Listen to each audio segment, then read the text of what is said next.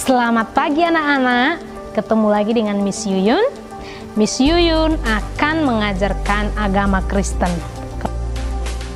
Sebelum kita mulai pelajaran agama Kristen, mari kita menghadap Tuhan dalam doa. Kita berdoa, terima kasih Tuhan untuk penyertaan-Mu dalam kehidupan kami.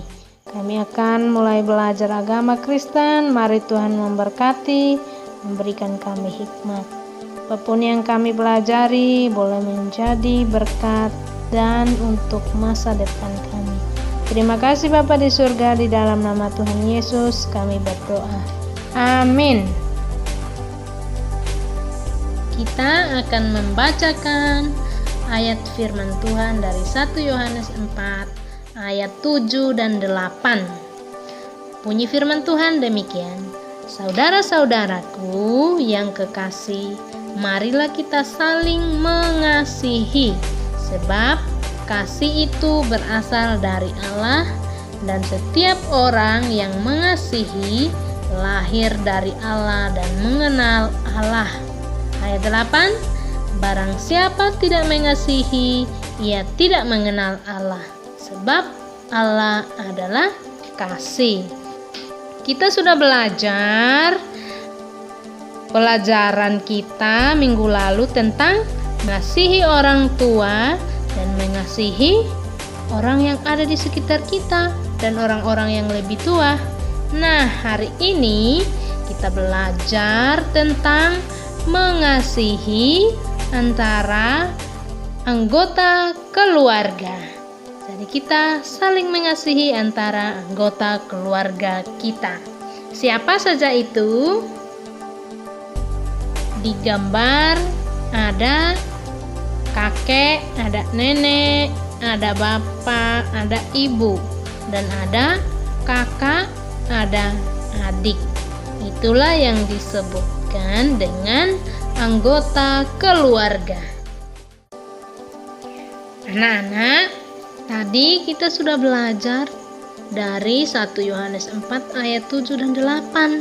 Di sana dikatakan Allah adalah kasih. Jadi, waktu pertama Allah menciptakan manusia diciptakan dengan begitu istimewa, yaitu diciptakan dengan gambar dan rupa Allah. Ya, artinya bahwa manusia memiliki sifat-sifat Allah. Salah satu sifat Allah adalah Maha Kasih. Nah, ketika manusia sudah diciptakan, kasih itu tetap ada di dalam hidup manusia.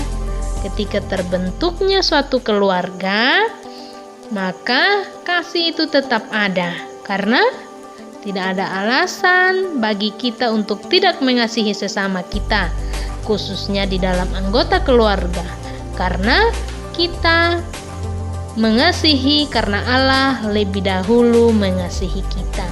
Jadi, mulai sekarang kita harus mengasihi keluarga kita.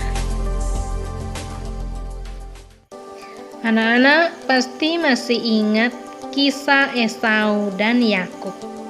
Ketika Yakub menipu Esau sangat membenci Yakub.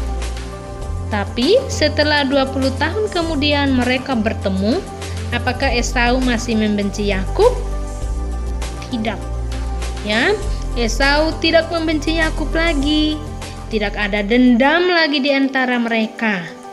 Akhirnya mereka saling memaafkan, saling berpelukan satu sama lain, karena mereka mempunyai kasih yang daripada Tuhan. Kita harus belajar dari Esau dan Yakub, harus memaafkan antara anggota keluarga. Salah satu kisah yang sangat menarik juga yang diceritakan di dalam firman Tuhan yaitu kisah Yusuf. Ketika Yusuf sangat dikasihi oleh ayahnya, keluarganya, saudara-saudaranya sangat membenci Yusuf karena dia sangat dikasihi oleh ayahnya. Akhirnya apa yang dilakukan oleh saudara-saudaranya? Yusuf dibuang ke dalam sumur.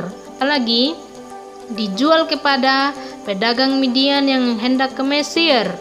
Dan di sana dia dibeli oleh Potifar. Tidak sampai di situ.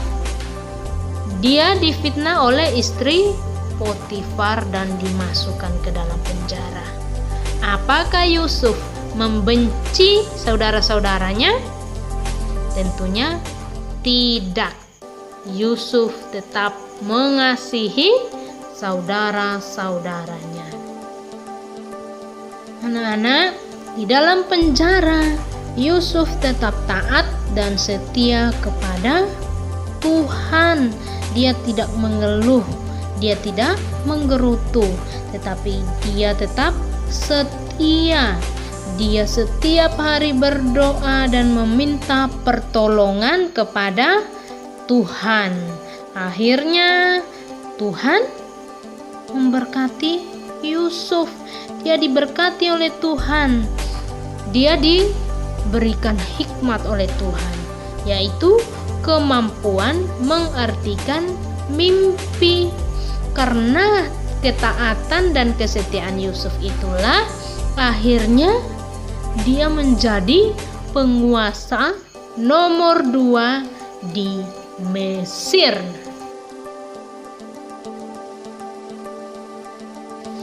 Dapat kita simpulkan bahwa kita adalah manusia yang diciptakan Allah segambar dan serupa, yaitu mempunyai sifat-sifat Allah di dalam kehidupan kita. Kita harus bisa mengasihi sesama kita, terutama di dalam keluarga kita. Apabila dalam keluarga kita hidup saling mengasihi, maka akan tercipta kedamaian dan kerukunan.